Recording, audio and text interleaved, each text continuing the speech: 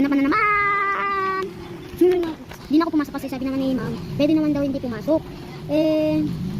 Hindi na ako pumasok. Kaya hindi na lang ako pumasok kasi kanina, anong nangyari sa akin kanina?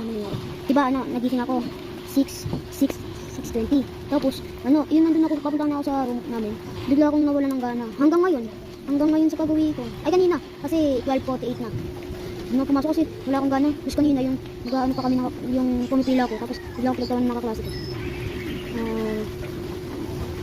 Tapos, samahan niyo ako guys. Wait lang. Kuhapin yung bahay namin.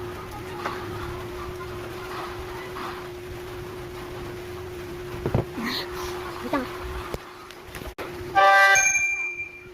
Tapos ang halit ng paligiran ko. Ano kaya gagawin natin, no? Siyempre, ipapakita nga eh. Kailangan na natin ipakita, no? Ayun, tara na. Diba? Ayun, no? Doon kita dito yung skulo. Wait lang. Ayaw. Wala. Ayun, no? Ito yung puno namin. Ang galing na naman mo. Ay, ulam yan. Tapos, kagabi lang ito nangyari. Yung, diba? Yung tropa ni Kuya. Diba may bake siya.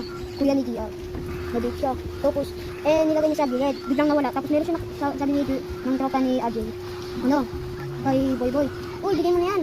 Huwag mo na itago, Boy. Tapos nainis siya na nun. Nainis na siya. Tapos nakita niya si si Junjun sabi niya, uy, Jun, balik mo na, huwag niya itago. Tapos nagalit siya. Tapos may isa. Nagnakaw. Kala ni Ajay, siya yung nagnakaw. Tapos biglang hinawakan ni Junjun. Bigla niya sinipa. Ingay mo, umuulan. Diba umuulan? Umuulan. Umuulan yan. Umuulan yan. O diba? Ito ngayon ipopost ko na to. Babosh!